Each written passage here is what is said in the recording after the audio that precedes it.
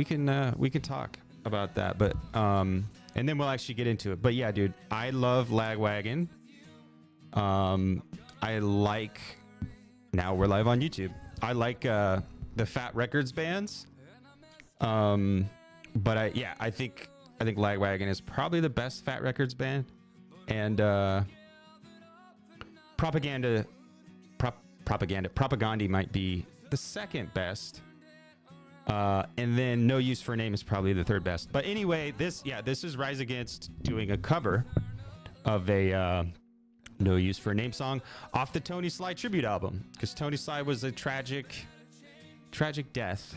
So they all the Fat Records bands got together and did this tribute album called The Songs of Tony Sly. But we'll go ahead and stop.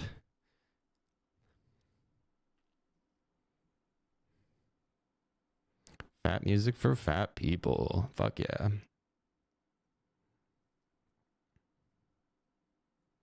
Yeah.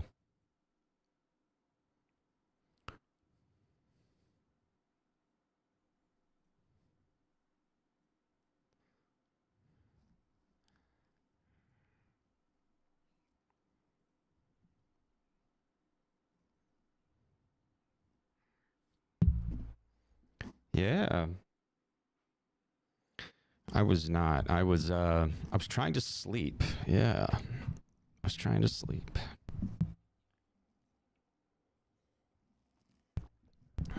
Yeah, dude. Sleep is one of those funny things that it's really good for you. And you can like push yourself for like a window of time. And when I was younger, I used to be able to really, really, really push myself. But as I'm getting older and older, it's getting harder and harder to even go, a couple days in a row without getting like proper sleep. And I don't get proper sleep very often. It's hard, like I don't sleep well.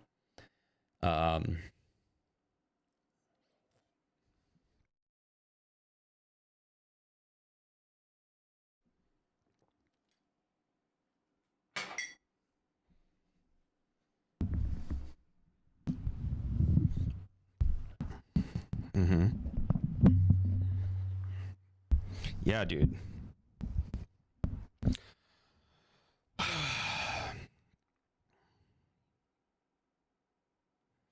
Yeah, like a good 10-minute nap, 10-20 minute nap will definitely get you. I have had my own struggles with panic attacks, and it's not fun. I used to lie to people and tell them I was hungover, because I would get them out in public. I would get them at work. um I would get them at the barbershop when I was getting my haircut. I would just get them in random places. So I would lie and I would say, "Yeah, I'm fine. I'm just hungover. I drank too much last night." Because you don't want to say like, "Oh yeah, I'm having I'm having a panic attack," you know.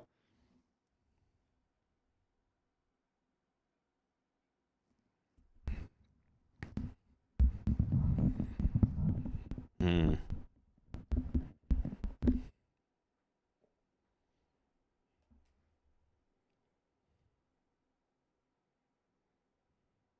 Hmm.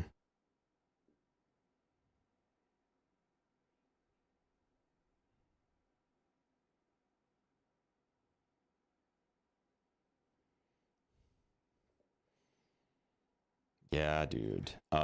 Brains are funny things, but we are live. Hello, YouTube. We are live. It's your boy Nance Pants, and I am joined with another one of our very special guests, one of our MCs, one of our hosts, and one of our presenters from TUCON, Jacob. Jacob, welcome to 3 Billion Nances on YouTube. How are you?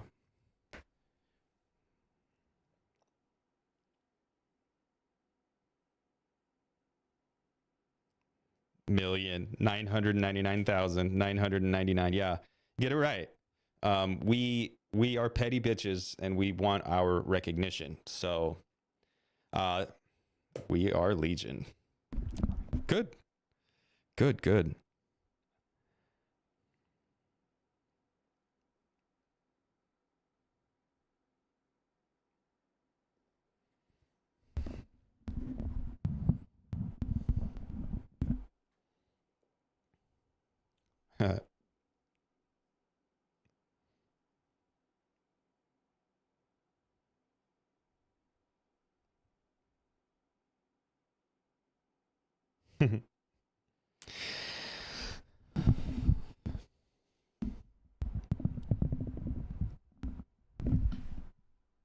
Still. Yeah. Um, pants. I think I just realized my audio was fucked up over here, but we got it fixed. So, Oh, cool. um, Is my audio coming through decent? yeah, you're coming through great. Um, All right, awesome. yeah, but pants, yeah, shorts, dude. So I was never into the camo shorts, but I wore Dickies shorts and Ben Davis shorts. Hmm. And then I graduated to gym shorts.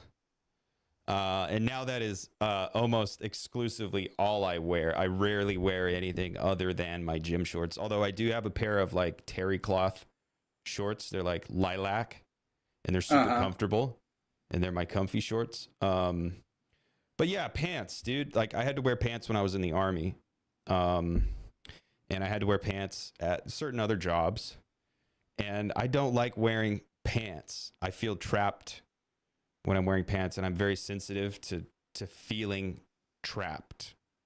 Hmm. Like when I'm in bed at night and I'm in the covers, and if my dog lays crooked on me on like to where I can't move my leg, I like Hmm. freak out. Um, Do you or do you see like panic playing into that experience I at think all? probably, it probably has something to do with um, yeah, like well, and I noticed on the EU tour we were flying a lot, and I've flown a lot. I've flown, I flew from Phoenix to Iraq, and from Iraq back to fucking Phoenix, basically. We didn't leave out of Phoenix. We left from Andrews Air Force Base in Maryland. But like, I've flown a lot, and I used to fly for work when I worked as like a corrections counselor. I used to Hmm. actually fly to different states to pick up clients, student athletes, kids, clients, youth, whatever you want to call them. We call them clients because it's proper. But so I would fly to Hmm. like Maryland or fly to PA or fly to fucking Gary, Indiana, and fly back. So I've flown a lot. But when we were on the EU tour and we were flying so much, like the flight from, did I fly to Boise from Phoenix? You drove this time. No, for the tour. Oh, for the tour. Oh.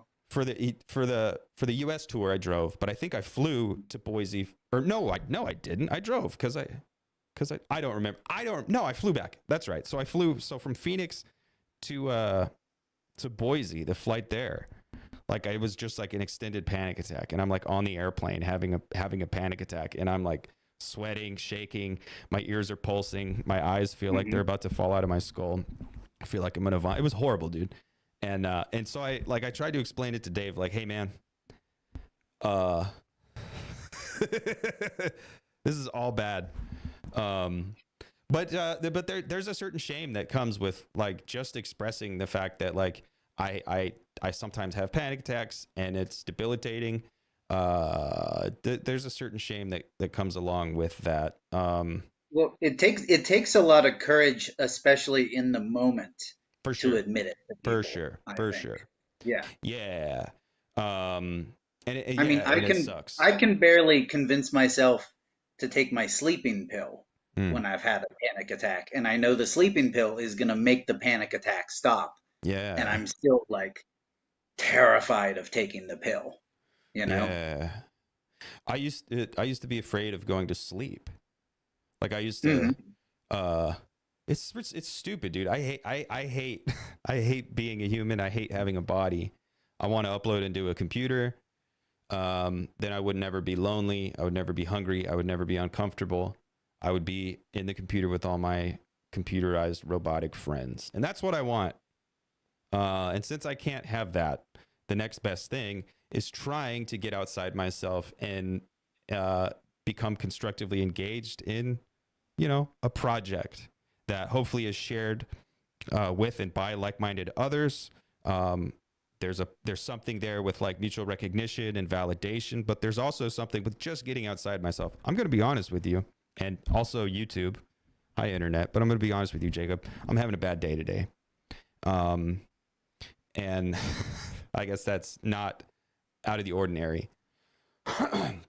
But I feel better right now. 10 minutes ago, I was not having such a great time. But I do feel better right now. And that's because we're talking, right? Okay, yeah. I mean, and we can cut this at any time too if you need. No, I'm good to go. I'm good to go. Okay, cool. But no, I'm just sick and fucking tired of being trapped in me, of being me. I hate it. So having a project, having something outside yourself, is important. And there is this like social thing, like the validation, the recognition, like to overcome the like base loneliness or whatever. But it also is like, I feel like I'm like actualizing myself in the world in a way that's real to me, that I can recognize. I can't do that. Like if you're working a job and you spend all day long, every day toiling and like expending all your effort and all your energies on your bullshit job, then you know, you're not actualizing yourself in the world. You're actualizing the mission of your employer, the mission of your, you know, your boss, your corporation, whatever it is. What about when you were at the boys' school? So that, like, I mean, work is work. Work is work. And I would, if I had the choice to go to my job or stay home and collect my salary, I know which one I'd pick. But like, I get a lot of enjoyment out of being part of this educational team that gets kids across the state, you know, gets them across the stage, gets them a diploma, gets them that much more likely to be out of prison and stuff like that, you know. It was super edifying. And it was, at the time when I got the job, I thought of it as my dream job. And it very much was a dream job. And I loved it and it felt great. My problem it's not a simple thing. I didn't leave the job of my own free will. So had a certain series of events not occurred, it's a high likelihood I would still be working there, and I wouldn't be doing theory and philosophy, and I wouldn't be the person I am today. And as much as I fucking hate myself, I prefer this version of me. So there's this retroactive awareness that while I thought it was my dream job, and it very much was a dream job at the time, I have so much more now. But I'm also on the back end of some pretty gnarly shit. And I mean, I don't know. I don't like sharing personal information because I think that's fake and gay, and I don't like it. But and we're putting this onto the internet too, well, so I don't give a shit about that. No, I just think it's kind of lame, and it misses the point because like I'm not here to let me tell you all about me, but I will tell you all about me because I'm pretty sure you don't know, and I think it's fair if we're actually going to have a conversation, to be forthcoming in this conversation. So, working at the Boys Ranch, I loved it. I started to have an awareness with the cognitive behavioral therapy stuff that we were doing that it was gross, but I was also I worked my way up into a position where I had a fair amount of control of like the program that we were running. And so I'm pretty confident that if I would have stayed, I could have made it more comfortable for me. But I did kind of have this dawning awareness that cognitive behavioral therapy was gross. This kind of positivistic ego psychology was gross. We were just instrumentalizing these kids. And while it does reduce recidivism, and while I did view that as a great, amazing thing, keeping kids like me out of prison, right? Yeah, is an accomplishment in and of itself. Super duper accomplishment. But yeah, so we were just rocking and rolling and shit. And then my wife died unexpectedly. Jesus, and suddenly. I did not know that. I'm so sorry to hear that. Yeah. And then I started drinking and wilding out. And that's why I left that job. And you know, and now we're here, and I am a better person. for having gone Mm-hmm. through all of it, right? But so to answer your question, it was very edifying. It was a Mm-hmm. dream job, but I now have like this retroactive awareness that this is better. And again, as much as I fucking hate myself and as kind of curmudgeonly and Mm-hmm. uh, unhappy as I may be, um, I still think I'm a better. I still think I'm like as good of a dude as I can be. I'm doing my best Mm-hmm. here, man. But um, no, yeah, I do think like I think it's fucking awesome that you work with kids because I think it's a beautiful, wonderful thing to do. And you just said it, like keeping kids out of prison, like being able to Mm-hmm. help these young people who are hurting, who are in dire need, to be able to provide something for them that they're not getting structurally. I think it's Mm-hmm. based. And I was always trying to like sneak in some fucking like anarchism or some Marx like on the side, like Mm-hmm. trying to do that shit. But I also wasn't reading Marx and I wasn't reading theory and reading philosophy. It was just shit that I kind of, I carried with me in my backpack of many wonderful things. But it was rusty, and it was Mm-hmm. dusty and it wasn't sharp. So, yeah, you can't pick your friends, but you can pick your friends' noses or whatever, however that saying goes. Um, it is what it is. But your talk, let's go ahead and get right into it. The talk that you gave, autistic Yeah, burnout. sure. Um, do you want to? Can you kind of give Mm-hmm. me like a short elevator pitch version of your talk and me and the internet as such? Yeah, I mean, Actually, I have my headphones on, but I'm gonna go make some tea. Do you mind if I step away while but continue listening and you just kind of run the show?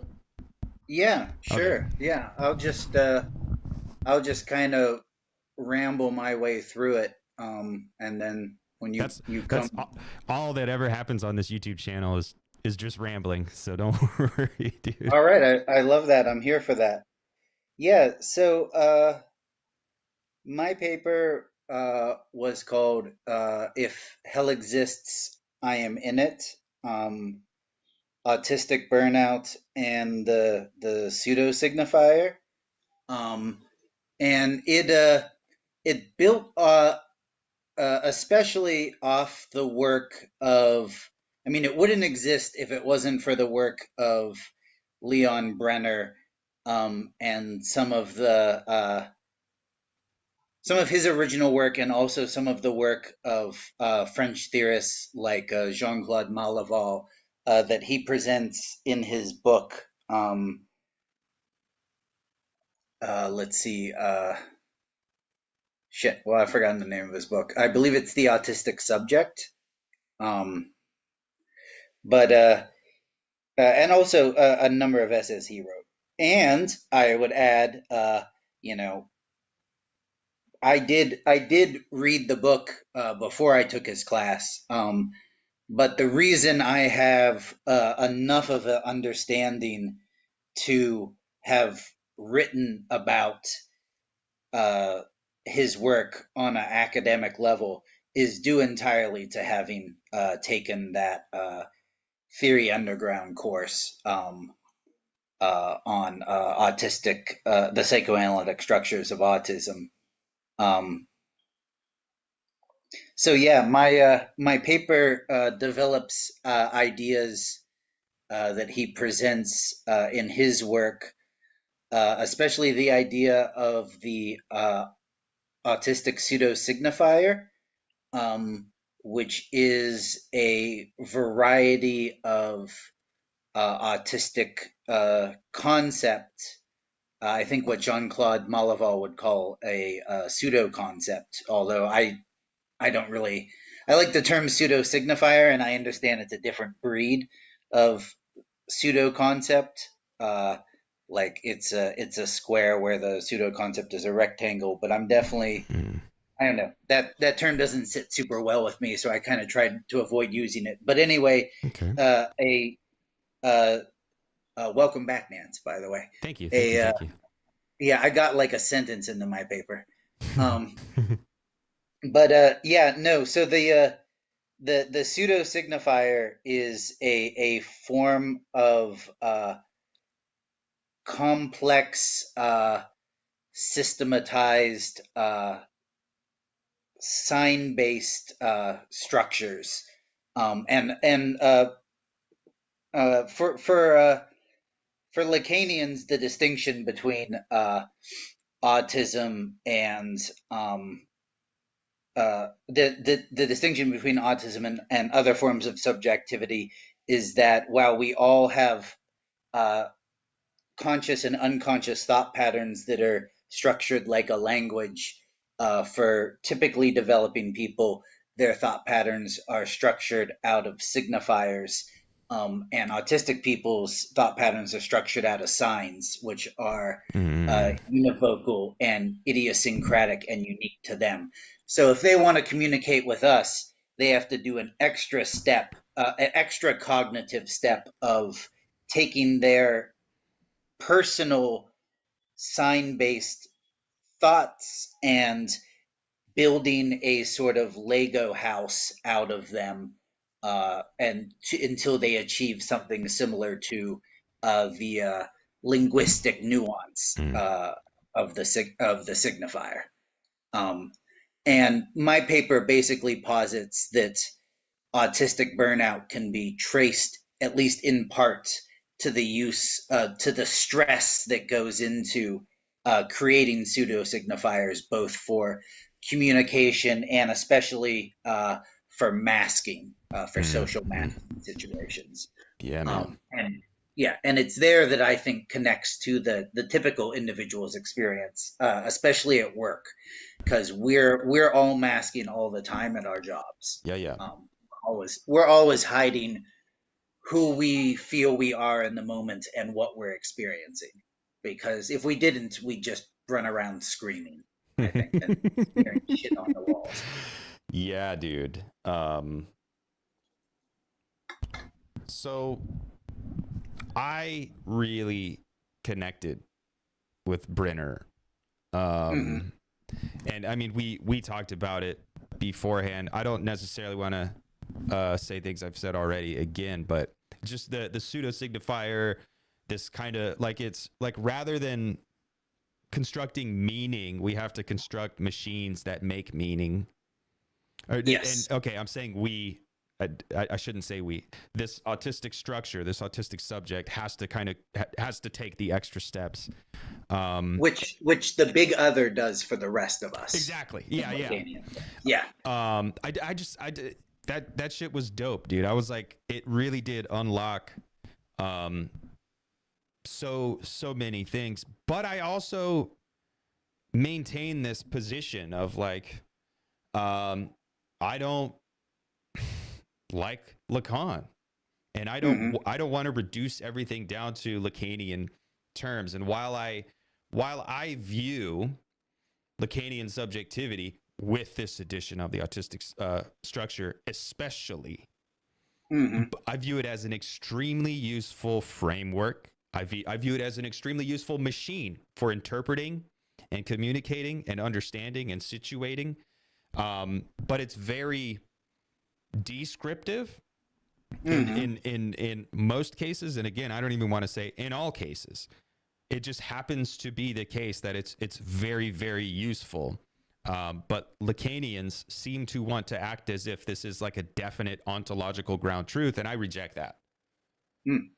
Um, Can you say a little bit about why um you reject? I mean, I'll say for my part, and I will totally accept that there's a bit of a spectrum where there's book club on one yeah, end and for sure, for cult sure, on another, for sure. and like I think that's the spectrum of Lacanianisms, and there are like when I told a friend of mine who got his PhD in Lacan, but in philosophy, that Mm. I was thinking of becoming an analyst, he was like, "You're really going to join the cult of true believers?" Ooh, Yeah.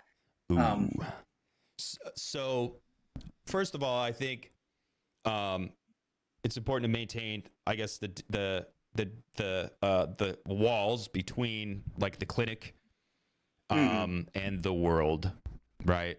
Or, if you will, theory and practice. So I want to play over here on the theory side, where everything is Hmm. necessarily going to be a little bit loosey goosey. And all I really have to do is make a compelling argument, and maybe I can have my own cult someday. Whereas in practice or in the clinic, I think it does have to Hmm. be more definite, and it does have to be more prescriptive, and I'm okay with that, because I think the people who can afford analysis, they'll be fine. They'll figure it out. They're not the Hmm. people I'm. They're To be honest, they're not the people I'm most concerned with. Um, so I think, like, in the clinic, these analysts have no problem taking from continental philosophy and even analytic philosophy, and like, they're, Hmm. they'll take all these terms and concepts and kind of turn it into a practice to try to heal, to try to treat, to try to assist, whatever, um, the bourgeois subject, and go right ahead. Feel free, go right ahead. And you know what? Probably 90, if you're a good analyst, probably 90% of the time, 95% of the time, everything is a-okay. You get it figured out. But even then, a good analyst understands nuance and understands Hmm. complexity and understands gray areas, right? And I think probably a poor analyst would be one of the dum-dums who doesn't really allow for a little bit of flexibility. But yeah, like, I am more concerned with taking a libidinal economy and taking this concept of desire and drive and jouissance and seeing how I can apply that to my idea of subjectivity, rather than trying to bend myself in a pretzel to fit into Lacan's idea of Hmm. subjectivity. But I'm an idiot. I'm nobody. I am inconsequential, so it doesn't really matter what I have to say, other than kind of the enjoyment that we're getting out of having a conversation about it or whatever. And I'm not trying to uh I I like everything you've said. Like, I'm not trying to cut your legs out from under you and be like, Hmm. haha, I got you, bitch. Like, I think everything you've said is like, yeah, that's fucking sick. I like that a lot. I want to hear you keep talking to me about it, because it doesn't feel to me like you're doing the cult thing. It really does feel to Hmm. me like you're using your own mind. Um, and I think I probably just talk shit about Lacanians anytime I get a chance to, because I get some kind of jouissance from Oh yeah. from saying fuck those guys. Um, Um, I mean, and fuck Lacan. I mean, if from there's so I came into this because I found it enjoyable. mm-hmm. And now that I'm trying to use it like in my professional life, it's a lot less fun. Mm, I really just, there's a guy in my cartel. He's a professor at Temple, and I think he's the mm, director of psychiatric intake at their teaching hospital there in Philly. Um, but he is so profoundly exasperated. Like, he is a trained psychoanalyst, and is a believer in the technique, but is so exacerbated mm, with Lacan as an author. mm, Um, like, I think having joined this cartel and doing like a close reading of seminars 19 and 20 with us has probably, like, the thing that made me not a Christian was studying the Bible in college, yeah, like actually reading the Bible. Like, yeah. I think the thing that may have broken him as a Lacanian might Was be having reading. actually really ground through Lacan and like came to Lacan with the desire to know what he's saying, and then to have him spit in your face and laugh with his Mm, snoop French accent. Yeah. mm. And I understand, like, that's supposed to be part of the technique, and like treating a psychotic subject is like reading Lacan and stuff like that. And fine. His his books, his essays read like they're written by a psychotic. I wouldn't disagree Mm, with that. yeah, yeah.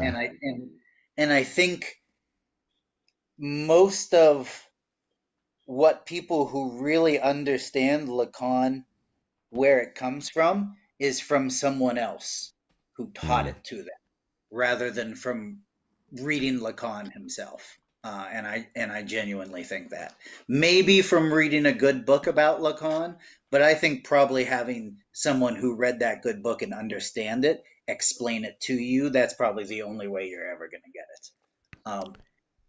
And that's a little culty, I yeah, yeah. think. Did you catch the panel at all, or were you? I think you were. I was at my second The, cousin's soccer yeah, game. yeah, yeah, But I yeah. did, sadly, but I did rewatch the whole thing. Did you? Um, yes, I did. I think it was the first thing I watched. Well, no, the first thing I watched would have been my thing, Yeah. the night of. But like the first thing I watched when I got back was the panel. Um, and then I rewatched your thing. And then I rewatched a bunch of other stuff like Studebaker stuff that I didn't catch, and Hell so yeah. on and so. So But yeah, no, I thought the panel was amazing. I thought Sean did a great job of holding his own. yeah, Um, the one thing I would have wanted from the panel would be for it to have not just started when it ended. Um, yeah, yeah. The the time constraints, while constraints can be very generative and mhm, actually like force you to um step up the game, crank it up to 11 or whatever, and mhm, it can actually be an aid to production. Sometimes it just ultimately it's like, yeah, we have to stop. We're all having a yeah, good time. This is good. Tons of good shit is coming out of this, but we do not have the time to do this, and it's unfortunate that we couldn't. But it is awesome. I love the fact that Sean was there, and Sean definitely wasn't um, he wasn't like a fish out of water, right? Sean was comfortable, mhm. and that's awesome. And I can only hope that that produces more living conversations. And it What was I cool to what have I them all told together. Sean what I told Sean was my hope for that is that's the start of the conversation Yeah, amongst absolutely. him and those guys. You know, there's got to be a couple points where those guys were vibing on things that other people said and would follow up with it, or there are papers Hmm. that are coming out of that conversation. That's what Yeah, I think. Um, I think so. The panel had to be quilted like a session. Yeah. So sorry, the chat says it had to be quilted like yeah, the variable length session. That's all it was. yeah. And yeah, hopefully on the back end of it, a lot of stuff will get generated. And I have confidence that it will. So your kind of position, being a host, MC slash Mhm. presenter slash, I mean, it's not like you were staff, but you were kind of like a staff position, even though we don't have like a formal code, but like you were one of the people who were doing the work to make the thing happen. So you got to Yeah, see you got to I see was happy to be a gopher yeah, as yeah. much as possible. So you were there for the 2 days of the individual presentations. Hmm.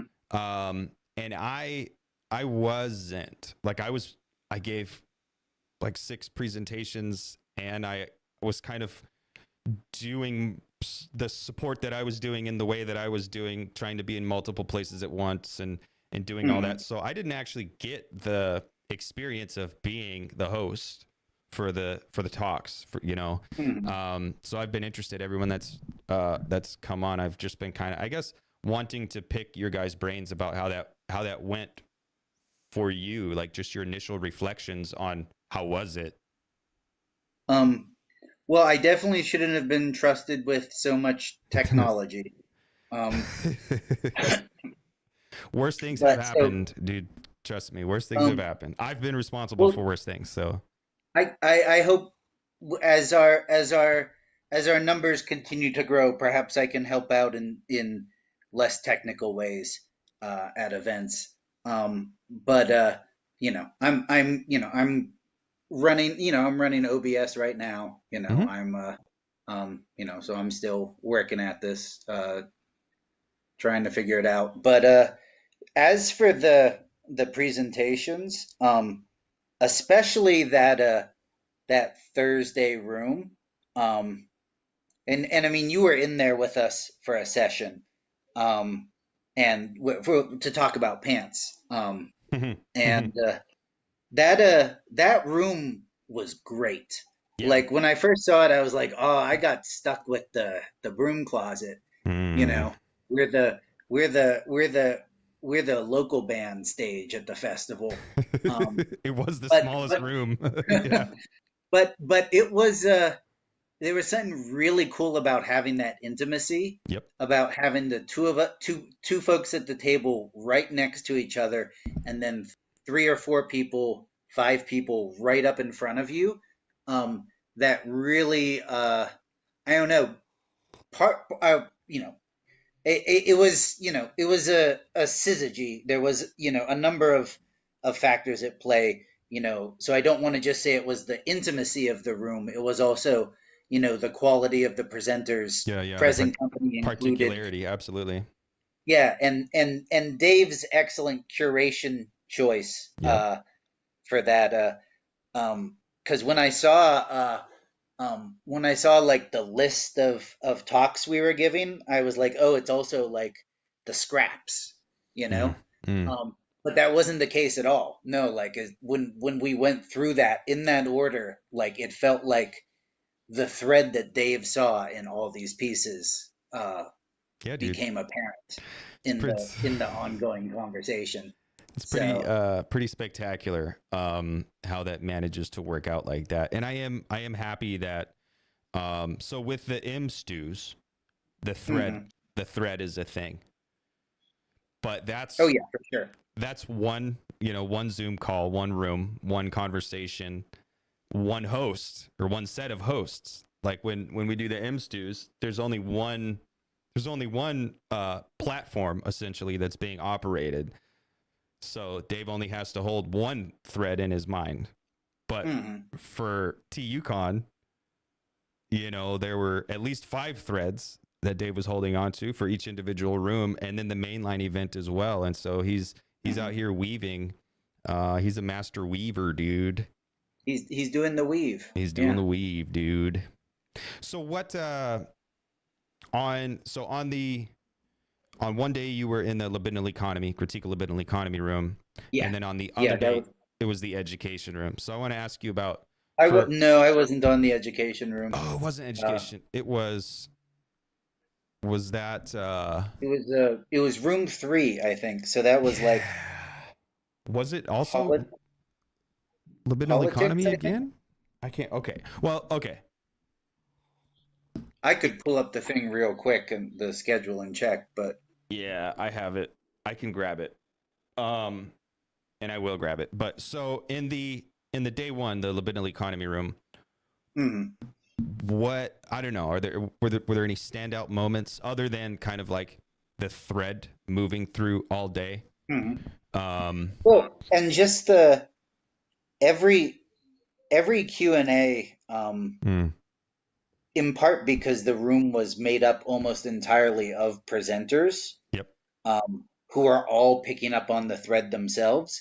Every Q&A felt like a natural continuation, Mm, um, of the paper and the talk. Um, and I wish, for my part, the one thing I would have done is like, if I could have just never interrupted anyone to say, "Oh, we've got 5 minutes left." yeah. um, and let those conversations play out naturally, which is what happens for the last one, for Mike B's one. I kind Mm, of just let it just turned into a conversation at that point because like we're all we've all heard everything that everyone said and we're all right up against each other. So yeah. I just, because it was the end of the night, I just let them go, 10 more minutes. Um, and then that actually was the conversation from that night. Then so when I sat down with you folks, and we did like the short kind of participant decompression afterwards Yep, with yep, you, yep. you, Ann, and Dave. Um, I mentioned that what I was looking forward to was the conversations, Mm-hmm. and what I really got out of it was that like conversation around the table in Dave and Ann's backyard, um, at the pizza party. Mm-hmm. Um, and like it was really just a continuation of the conversation we had had in that room, and we just kind of picked it up and we like fucking like sat out there until it was dark and we couldn't see each other, and Dave finally was like, guys, please come in, you Yeah, know. man. It's um it's crazy. Crazy how that works. It's I've been coping with allowing myself to, I guess, like be so close to so many other people. It's not normal for me. mhm, It's definitely not normal for me. And like I'm still dealing with the shock of allowing myself to be comfortable with so many other people, mhm, but actually being comfortable and actually feeling like I'm like in a warm and welcoming space, like a type of mhm. communion with so many other people. That's not how I get down, dude. I don't fucking do that shit. You know, like that's not my it's not my thing. Um, but it feels good. Feels good. Yeah, and I mean, just to tie it back to what we were talking about earlier, maybe career versus milieu. Mm. Um, you were saying something that I wanted to that I didn't quite get to. You were doing a self criticism that I didn't get to quite pick off enough yet. So I Mm-hmm. want to circle back to it. You were talking about how you're just like a person talking on the internet. It's just like my Um, opinion, man. yeah, Yeah. and the thing is, you aren't anymore, Mm. right? Like Mm. Yeah, yeah. like we're having this conversation here as two people who are part of a at a minimum, let's call it a pseudo milieu. Sure, sure. Um, I would a say pro, maybe a nascent milieu yeah, rather than pseudo. yeah, a proto milieu. Okay, that's Um, fair. um, which it probably is the same thing as a nascent milieu. Yeah, if I say pseudo like a pseudo milieu, I would mean it in the sort of sense that it's like a pseudo signifier. It's Mm. constructed out of Yeah, yeah, all these idiosyncratic bits. yeah. So even if it isn't Which a isn't milieu far yet, off. Yeah, yeah, yeah, even if it isn't a milieu yet, it's functioning thereof. yeah. Um, but yeah, so I mean, so we're it's not just two people having a conversation at the bar or even, you know, on a YouTube channel with five people watching or something, because it's, you know, what we're commenting on is part of a thing that was made. And you know, even if you and I are two of the smallest pieces, or Mm, two of the, or you know, the shittiest pieces, the least significant pieces, we're still part of this mechanism. mm, So you know, uh you no longer are just a voice crying in the wilderness, you know. mm. You know, you're in the book now, John. Yeah, yeah, Yeah, wash my hair. yeah. I don't like that. Uh, I've been very reflective since I got home. Hmm. And I guess it is kind of coming to terms with the fact that I have managed to extend myself in a way that has commingled me with others, with concrete others, with real Hmm. people who actually really matter to me, and who I don't want to let down, who I don't want Hmm. to disappoint, who I don't want to harm. All these things, right? It's scary. To care about other people, you know, and here I am.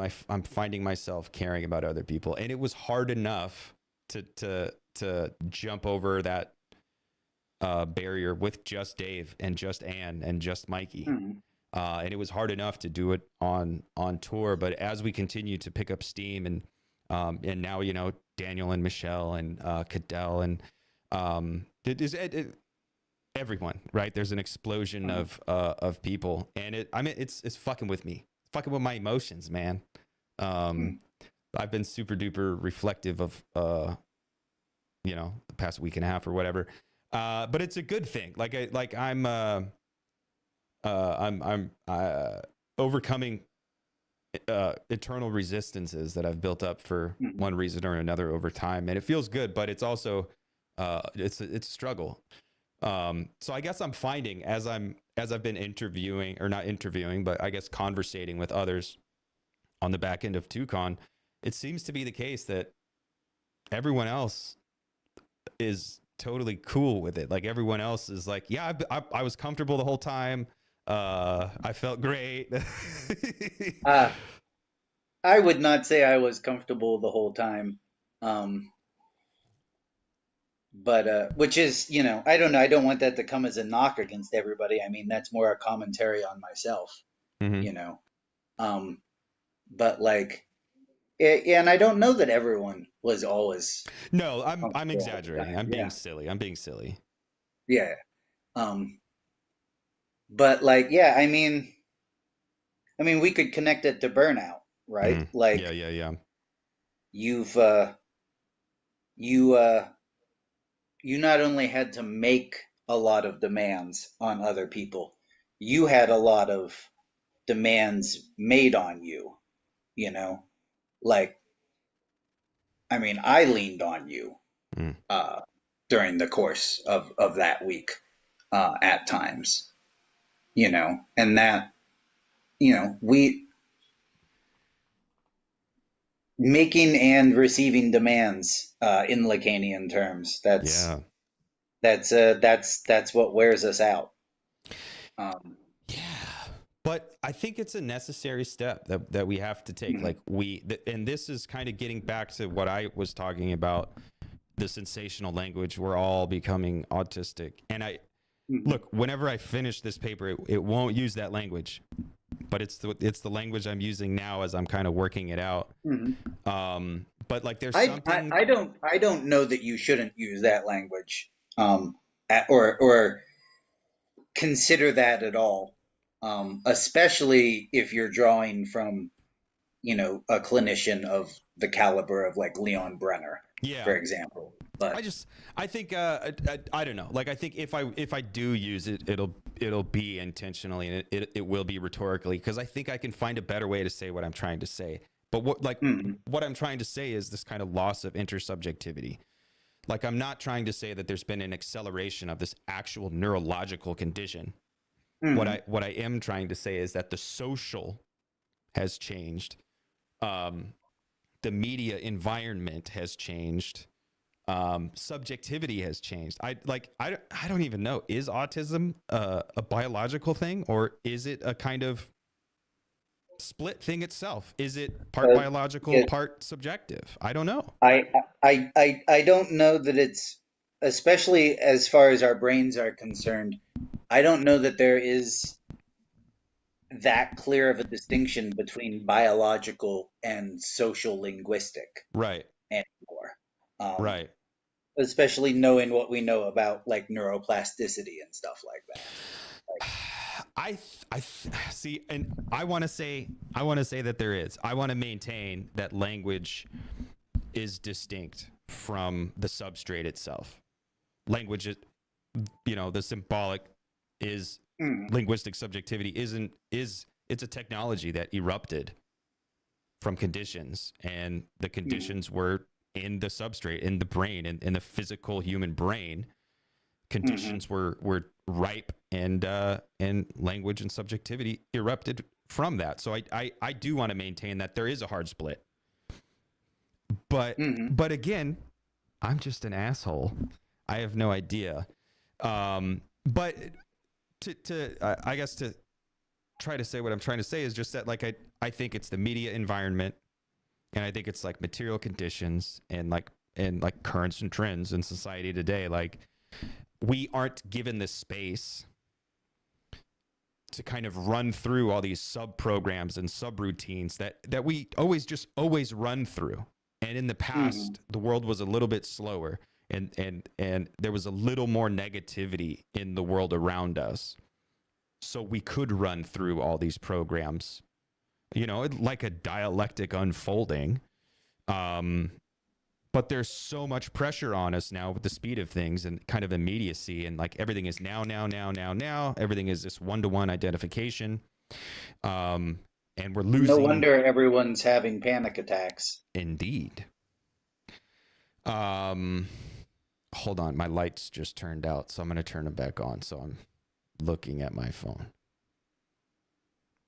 because my phone controls my lights, because I'm living in the future. Yeah. 2001: A Space Odyssey. Open the pod bay doors, Hal. um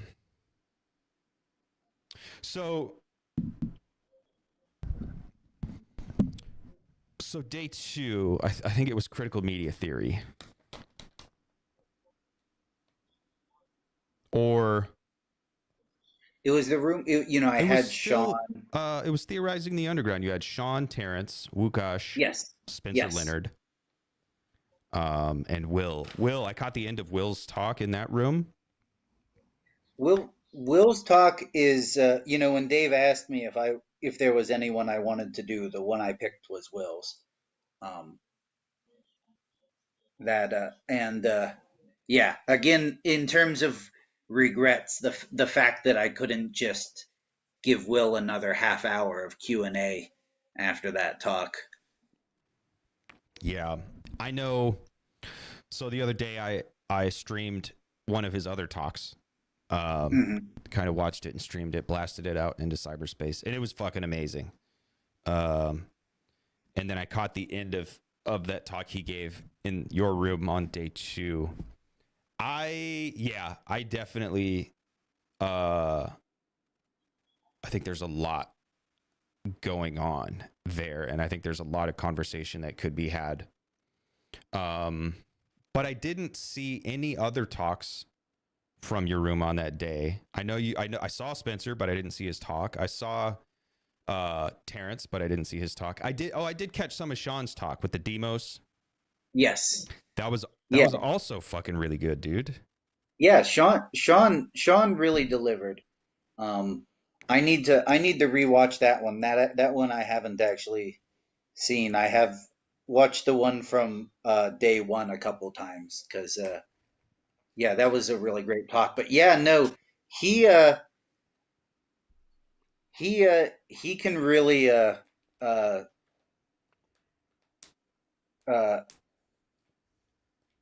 he knows how to talk about stuff Yeah, he does. um in ways I don't think I have that skill yet. Mm. Um, you know, I I I I couldn't like just to I preparing one talk was too much more. Yeah, I couldn't have imagined preparing two talks, let alone preparing for a conversation on foreclosure with, Mm. you know, some of the experts in the field, including a person who invented a new kind of foreclosure, you know? Yeah, yeah. Um, so yeah, I just want to, I know we've been shouting Sean out a lot, but I want to shout him out again because he really came through and delivered on the quality. But yeah, that was a great talk. Terrence's talk um, actually made me rethink elements of this diagram I've been working on for my talk, which wasn't done yet, so I didn't present it with my talk Mm. or with the paper. But he really he went in deep on the math themes, Mm-hmm. and um, yeah, it's his idea of Bard philosophy. I think um, Yeah, yeah. Okay, how about this? Yeah, I've changed my mind. It's not a pseudo milieu anymore. It's a Bard milieu, Mm. um, a la Terrence. Um, Break that down for me. yeah, I wish I could. We'll have to get Terrence to do it. Um, so from what I understand, uh, it's not quite anti-philosophy, but what Mm-hmm. he sees Lacan doing, and I'm sure he would like shake his head in disappointment at this summary, but so like Alain Badiou saw Lacan as being part of the anti-philosophical tradition, um, and meaning that like a philosopher tells us what we know and why, and an anti-philosopher tells us what we can't know and why we can't know it. Mm-hmm. Um, and which I think is a very good description of Lacan.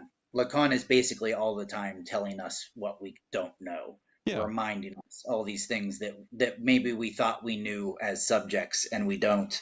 Um, Pointing out all these holes in both our understanding and ourselves.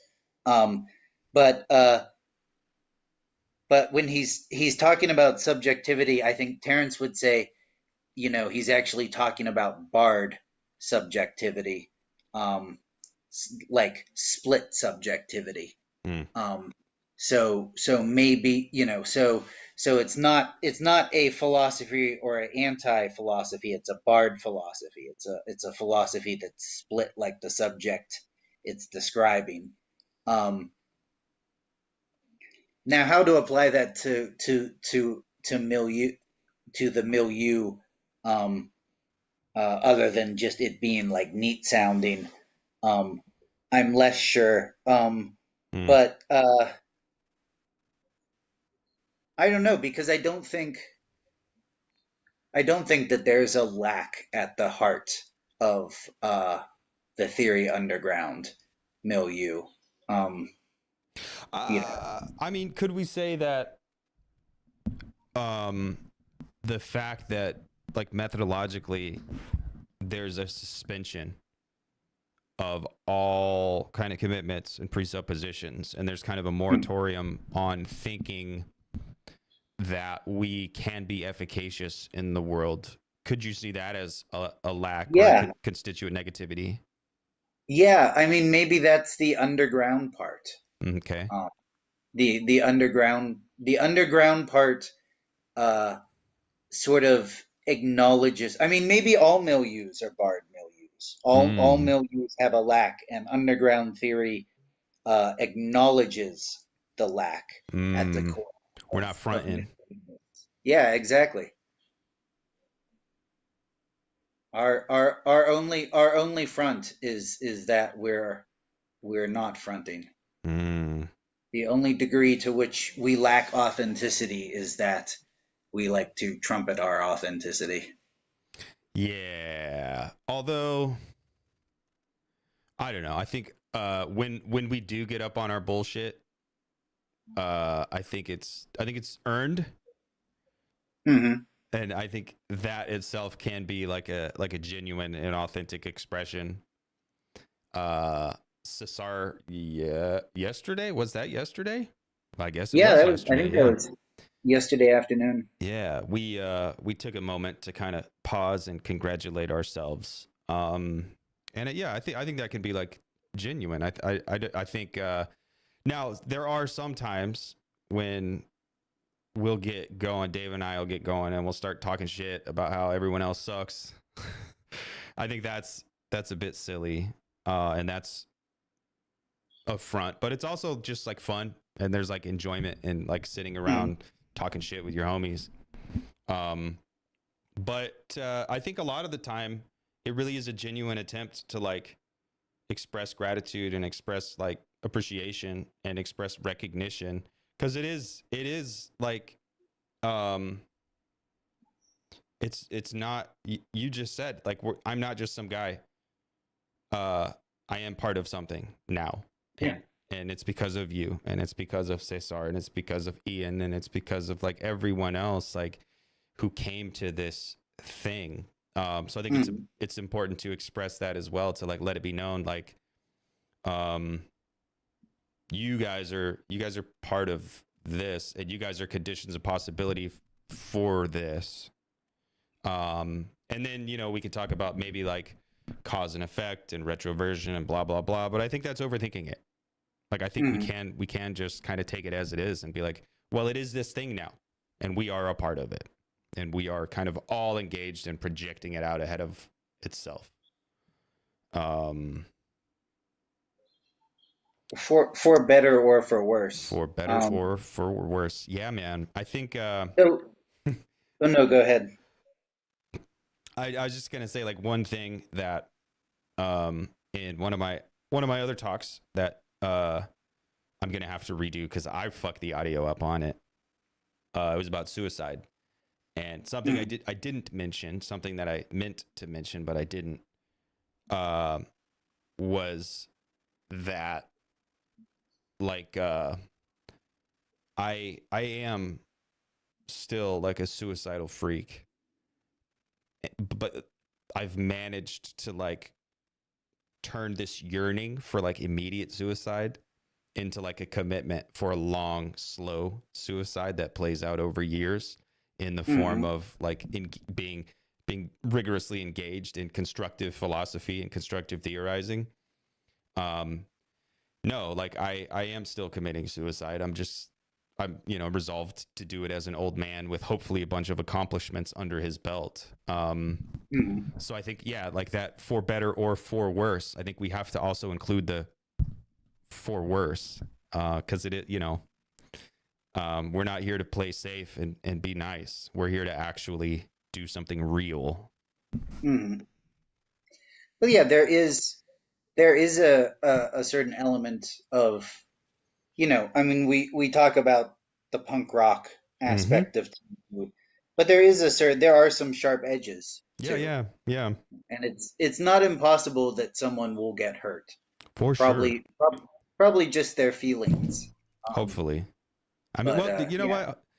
No, hopefully not. Like, hopefully not. But you're right. Like, there is that possibility. But it's like that's a level of risk that makes it more real, right? That gives us stakes. That gives us a reason to stay on point. yeah, To not just take it for granted. Like to be aware that it is a tension that has to be held open. It is a pit, and we have to crowd kill around the edge of the pit, oh or yeah, else like a bunch of dumbasses are going to try to come in and start like pushing each other and no, we're going hard. um so we're obviously using kind of punk rock and the music scene and all that as like analogies to communicate between us. Cesar and I were kind of doing the same thing, and Cesar was like, a lot of people come from the music scene. Like a lot of people who are here at hmm Theory Underground have experience in the music scene, and I know you do have some experience in the music scene. I don't know. Do you want to talk about that and like bring it into relation with Theory Underground to UConn? um, I mean, I don't know, or whether that's just the language I and many other people, fall back on. Um, but when I was a kid, I didn't, and still, I guess maybe I'll describe myself as a creative, Mm. um, maybe more arrogantly as like an artist. Mm. Um, but but like, um, that one doesn't sit as well on my tongue. That's a little too PMC for me. But like, Mm. I'm a person who makes things, Okay. and there isn't, especially when I was a kid, I didn't see a big distinction between graffiti and painting on canvas and making music or writing poetry. It was all the same thing, which was getting stuff that was inside out. And I don't know that theory is much different in that respect. Mm. You know, um, and I understand that there's like certain freedom that comes from being a sub underground artist Mm-hmm. and stuff like that. Um, yeah, I don't know. I guess for me it was really important. This is something I talked to Anne's brother. Is it John? Is that his John. name? Yeah, John's cool. Yeah, yeah. John's cool. I like our I said in my paper, like, our vocabularies are the limits of our world. Mm-hmm. Um, and this is something like I talked to with Kira a bit about like gender, um, and like, for example, like not knowing, you know, until someone introduced me to the concept of non-binary, there wasn't a way for me to think of there being a non-binary, Mm-hmm. because I didn't have that concept in my head. And I think the same is true for underground theory. Um, like I wouldn't have ever. I was reading a bunch of philosophy. I mean, I got a degree in philosophy in my 20s. Mm. Like, and then I would read philosophy for fun. I would intermingle it with such and such great novel, or then a book about the history of the band Swans or something like that. Just or a biography of a famous pornographic film director or something. Just something that I grabbed off of the new release shelf at the Berkeley Library.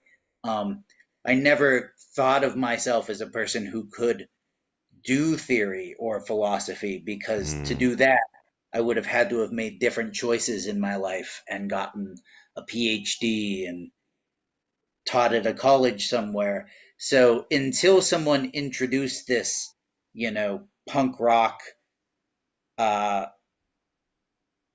intrusion, Mm. until this idea intruded into my symbolic world, that there could be this sort of punk rock underground theory thing where like a bunch of people who had like Rancid CDs in their cars could like also talk about Jacques Lacan and Santayana and stuff like that, or give a talk about Marxism and whether the future economics is left or right or neither, you Hmm. know, like those people could do that. They fucking did it. Like you've got people who work in warehouses Yeah. giving legit lectures on Lacan. And that comes from this concept of underground theory. Um, Hmm. has been put into people's heads, and all of a sudden a bunch of like skate punks and noise musicians are out here, you know, talking about the one in jouissance, you know? Like, Yeah. so that's a thing. That's your punk rock thing. All of a sudden there's this little, 1976 style explosion Hmm. with everyone else picking up a guitar and doing it. Yeah.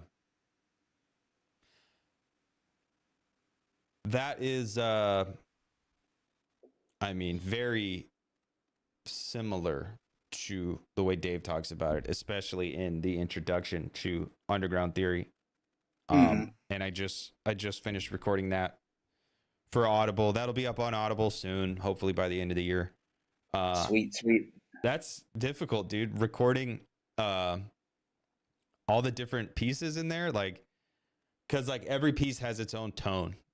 And so like Hmm. every piece has a different voice, and so like I have to like change my performance for every piece, and that's a lot more difficult than I thought it was going to be, dude. Cuz like No, uh like the difference between like a piece that Ted Reese wrote, yeah. and like And your piece, for yeah. example. Yeah. Yeah, Ted Reese is like, oh, I'm smart. I'm a smart Marxist and I understand everything and I'm smart. And then I'm like, fart, fart, bitch, fuck.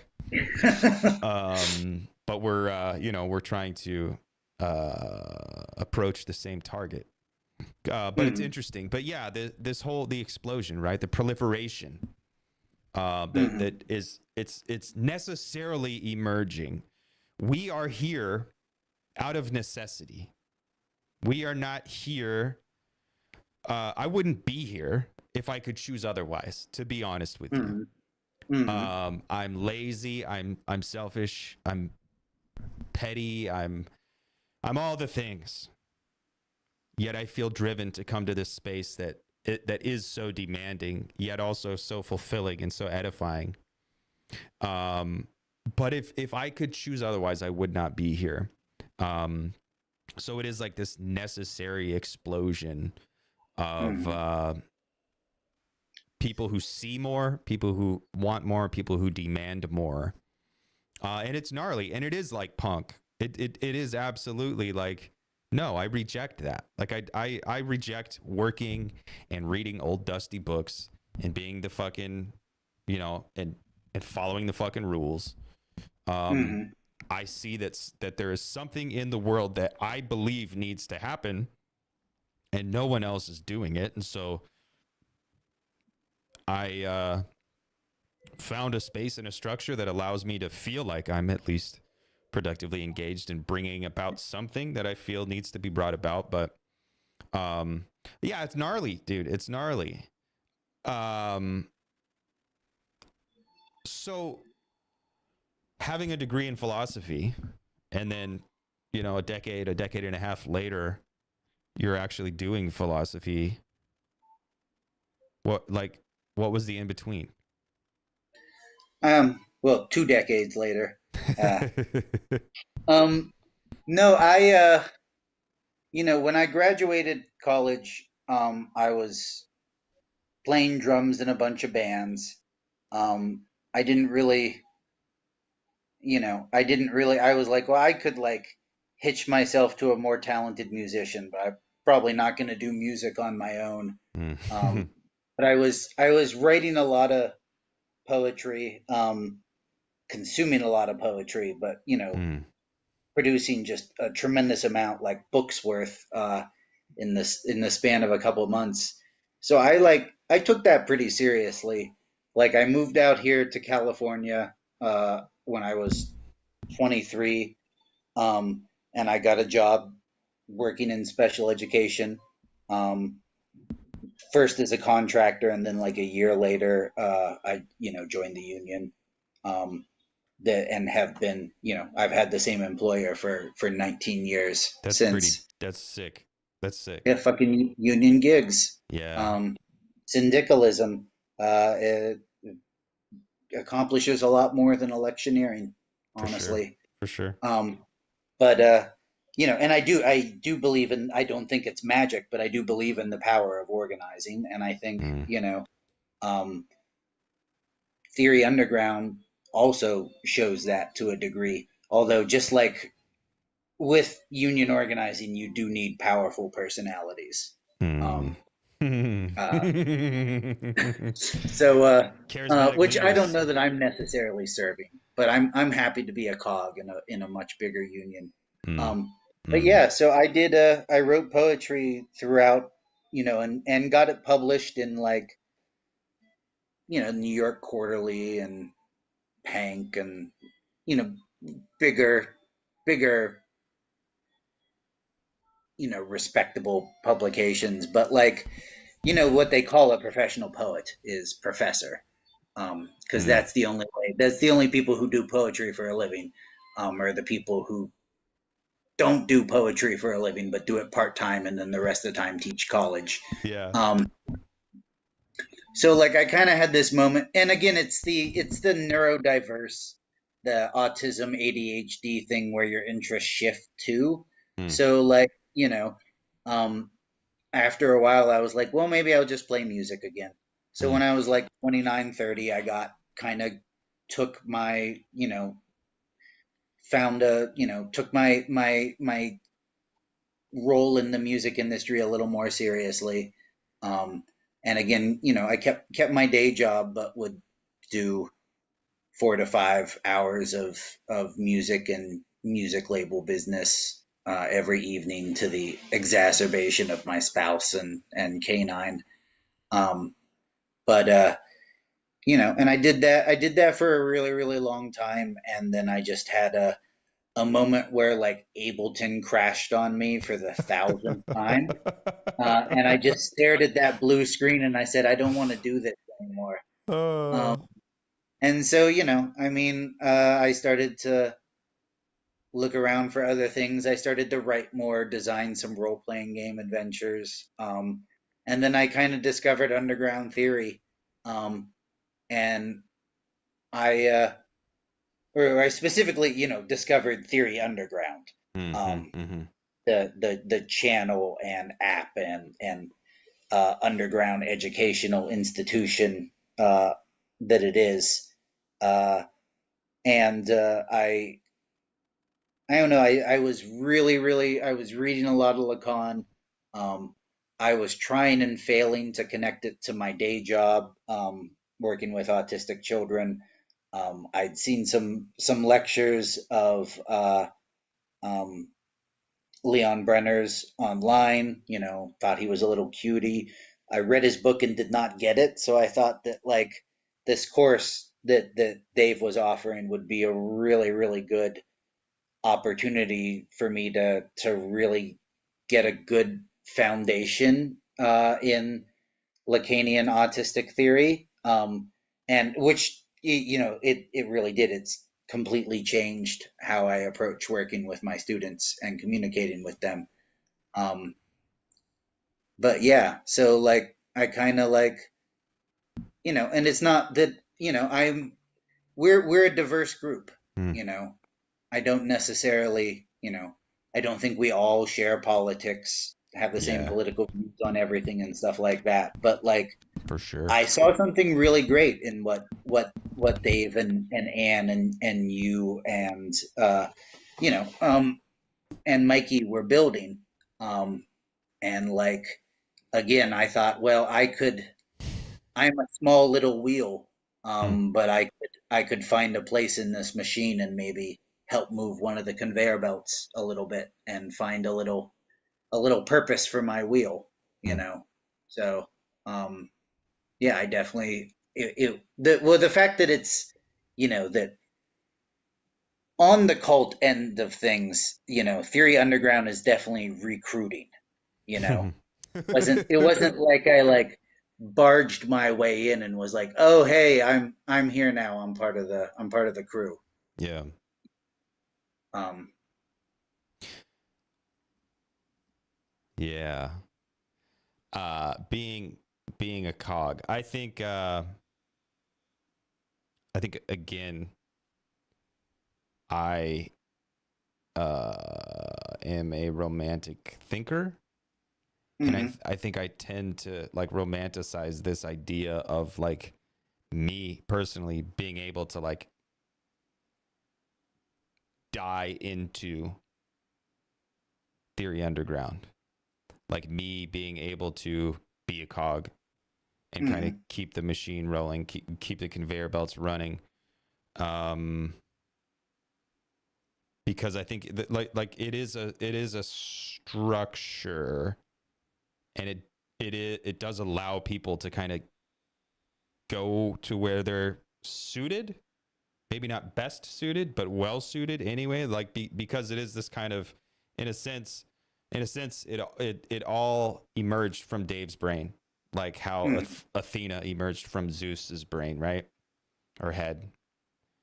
Um, I And don't it's even still it's still all resting on Dave's shoulders, absolutely. I think. Yeah. I fuck If yeah, if dude. It's he's yeah. yeah. Without a doubt, if Dave walked away today, the whole edifice would come down. Oh yeah. I don't think there's even any dispute. So I want to be clear that like it is still Dave's thing, Oh you yeah. know, No no. and and it maybe be, maybe he wants to grow it to the point where he could walk away and the machine could keep moving. But like, I do think it's important to recognize that Dave, like, I've been given the opportunity to be a small part of this machine that Dave is holding almost the entire weight of himself Absolutely. currently. Absolutely. So yeah. But the like so I ask myself, because like I kind of see in myself that that's what draws me, that's what drew me, and really kind of very much motivates me, is that, oh, this is something I can do. I can be a cog, and I can get in there and I can make the conveyor belt move. Hmm. But then I have to ask myself, like, well, I don't know. Is that it? Is that bullshit? Am I doing it wrong? Should I be doing something else? Like that's also kind of scary, because then once again, like if I I don't know. I'm afraid, I guess, of feeling integral to anything. Like I want to like maintain a distance so I can be Hmm. safe. I mean, ultimately, at the end of the day, I'll come up with like post hoc rationalizations and say, no, it's because I don't want to hurt other people and I this and that. But at the end of the day, it's like, no, I want to be safe. Um, and so I have to like wonder, like, I don't know, I guess just wonder about that. And like I ask myself these questions, like, am I full of shit? Am I just farting in the wind? Am I huffing my own farts? Like, Hmm. and it's not at all that I am accusing you of doing that, but it's because like you're saying similar things to the things that I think. Hmm. And then I like try to be critical of myself, which is you should not do. You should not try to critique yourself, I right? You should always you rely on an well, yeah, no, external other. because you're already critiquing yourself all the time, Yeah, yeah, so it's completely unnecessary to consciously decide to do it.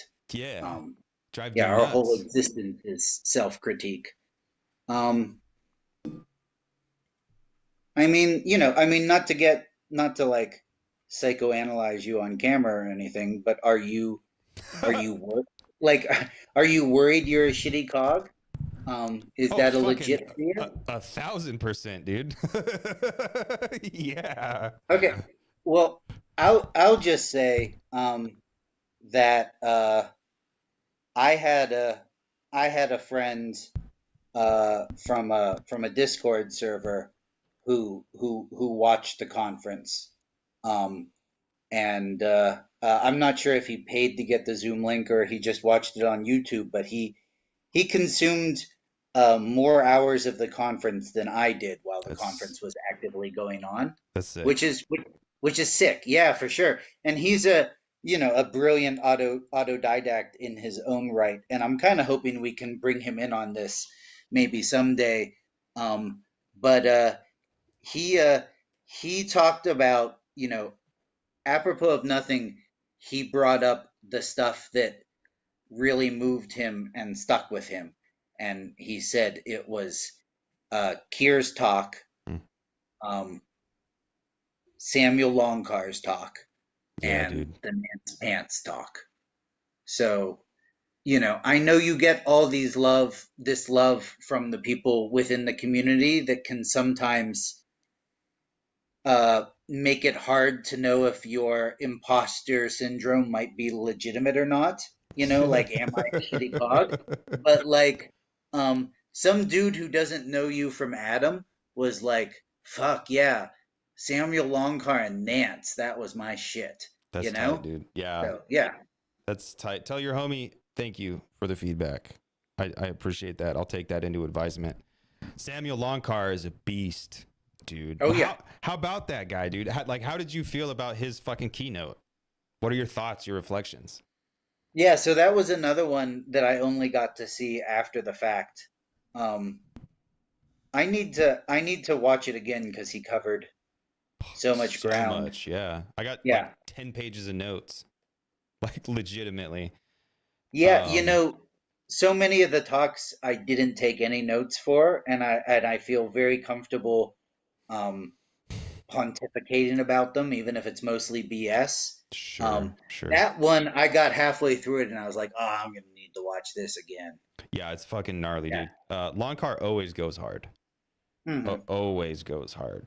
I'm hoping we get him back on soon for an M stew, because I actually do want to. I mean, actually, it's probably better suited to a conversation, like a personal conversation, or like a not a online conversation, because it's not Hmm. like I want to be like I have problems with this, but Hmm. I want to raise some things to him. So it's actually probably I should probably do that differently than trying to do it on the M stew. But no, it's so dense. There's always so much going on. Hmm. I felt really good a few months ago. I started reading Euclid, Hmm. uh, not because I had talked to Samuel about it, but because I'm trying to. So I've been reckoning with, or I've been reading Ben Goertzel.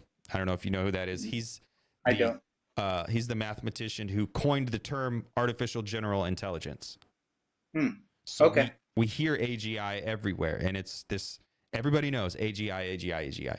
Benjamin Goertzel is he's a mathematician, a systems theorist, and a computer scientist. He's the guy that coined the term AGI. And I've been reading him for at this point years, and it's just so thick with math that I'm just like, I need more because I'm trying to take Goertzel and Reza Negarestani, and like Nick Bostrom and Ray Kurzweil, and like I'm trying to take all these guys and just situate myself for, I guess, for my own personal project, which has to do with the human. And so I want to have a good understanding of intelligence. You should read the Principia Mathematica by Isaac Newton. Yes, I have that. But I thought, and I still think it's a good decision. I want to go to Euclid. I want to start there. I want to read love. Pythagoras. I want to get a good foundation and then work my way up. Yeah, check out Apollonius too. His conic sections. That's one of the most beautiful and enjoyable works of geometry I've ever read. Ian says the guy with the cool hat. Which one? They all had cool hats. But yeah, dude, math. But the way Longcar talks about like the sciences and the humanities kind of being sundered from one another, and we need to get them back together. But like when he specifically was talking about Euclid, I felt good. I was like, I'm smart. I got there on my own without Longcar. But yeah, I love Longcar. He's a great dude. He dresses very well too. Oh yes, he is a stylish doctor. Yeah. So where are you in your Euclid then? Which book are you on? The 6 volumes, the Elements, and I'm just still like a idiot, like just, oh, I can draw a circle. But I'll get there. But no, I think intelligence is huge, and I don't think anybody has intelligence down pat. I think Reza has some issues. I think Bostrom has some issues. I think Kurzweil. I think Goertzel has issues too. Yeah, Goertzel. Yeah, Ian. Yeah, Goertzel has the cow print hat. That's the guy. Yeah. I think he's wrong too. You should get him on for I would MS2. love to. Eventually, I want to reach out to him and bring him on because his parents were like Marxists. Like he's actually a really interesting dude. Like, and he's not just a STEM bro. Like he kind of does have a background in the humanities, and he knows a little bit of Marx. But he has always been more instrumentalized, more into math and science and stuff. So I would love to talk to him someday. But yeah, I think Longcar's great for that very approach of like, we're a bunch of humanities bros. You're a poet. I like philosophy. Like, you know, like we're all here, the critical theory guys, the continental philosophy, the postmodernists. We need some mathematicians. But we'll get there. I mean, if this is like a serious thing, I mean, I went to St. John's. I know a lot of people who could teach ancient mathematics, a course on ancient mathematics at TU, if that's something that people would be interested I mean, in. in the future, I do wonder, first of all, like if it would be like interesting enough to be like a viable thing of like, well, would anybody really care enough about this to do it? But I also do think it's awesome. Like I think we should demand the ability to be polymaths. Like Well, we mhm. That's a, um, I only am, I only wrote poetry because when I was in middle school, my honors English teacher taught me how to read poetry, you know, mm, how to understand poetry. I only wanted to write philosophy because I was reading philosophy and I had to yeah. learn how to read philosophy. Um, you can, you gotta kind of do it for fun before you do it for real. Yep. And I think what a lot of Americans don't realize because of the stupid fucking ways we teach math Mm-hmm. in school is that math is fun and you can read math for fun and get it. Yeah, yeah, You for know, sure. yeah, like you can pick up a book on fucking topology if you know a little algebra and you're gonna be fine, Yeah. honestly. Um, Certainly like fucking Einstein. Einstein was writing on a fifth grade level. If people realized how easy it was to read Einstein, they would stop using Einstein as the example of a super genius. Do I mean do we have any super geniuses that are actually at least maybe in modernity, like are any modern super geniuses actually super geniuses?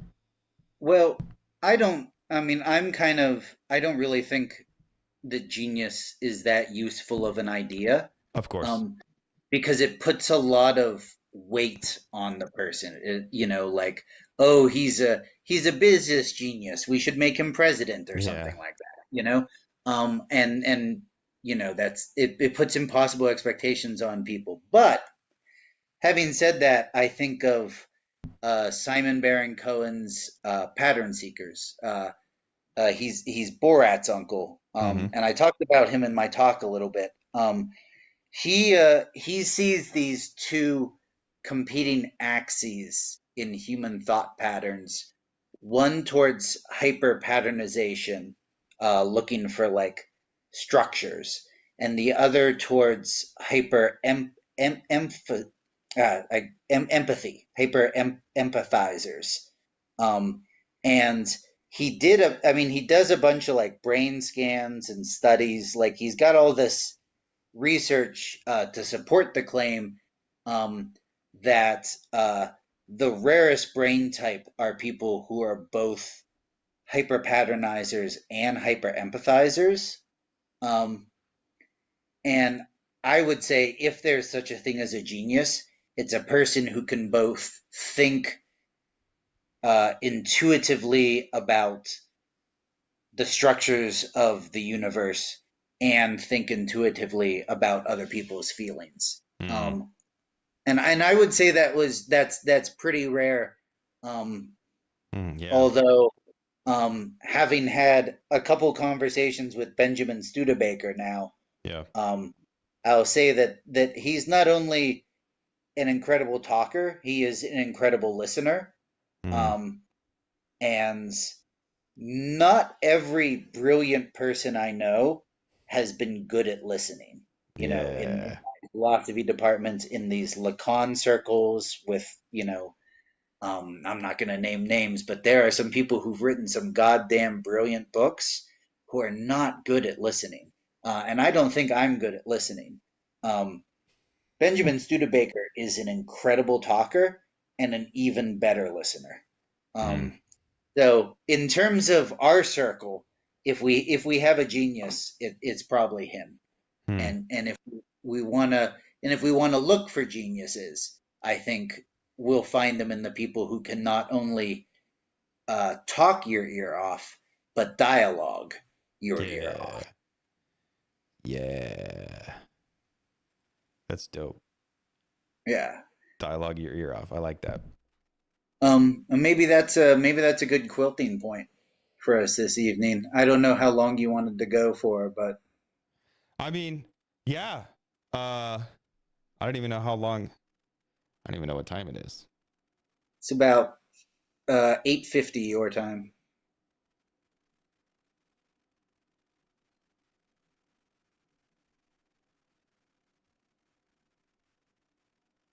Hold on, I got fascinated by the bright lights. Yeah, dialoguing each other's ears off. That is a good quilting point. Yeah. I just wanted to say one more thing before we were done. To you directly, and it's that I don't think um, that I would have wanted to stick around for this group for Theory Underground as intensely as I do if someone like you wasn't as big a part of it as you are. Because you know, Dave and Ann, uh, Dave and Ann are the beating heart of the program, and maybe maybe Mikey is um, the the spirit in the Hegelian sense, Mm. uh, but you're the soul, um, and I don't think it would work the way it would if you weren't there. So whether you have doubts as to your own abilities in being a cog in the machine or not, um, I I don't think I would have become a cog if you weren't there first. So I appreciate what you're modeling and what you're doing. And it that I think means something to Mm. working class people. Fuck So yeah. there's there's some more weight for your shoulders. Yeah. Thanks you. Yeah. um yeah, I mean, thank you.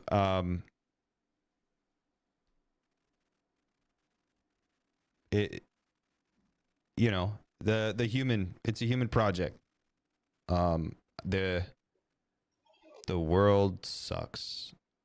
There's nothing there. There is no world. The world ended. Uh Probably.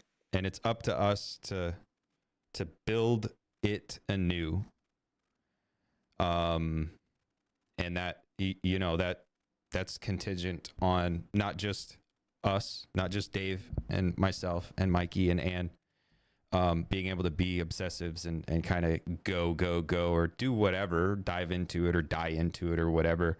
It's contingent on people coming to and sticking around to and enriching the space too. So thank you. The other night, Kira and I ended by saying, if you build it, they will come. And we were talking about something else in an entirely different context. But I think that works here as well. If we build it, they will come.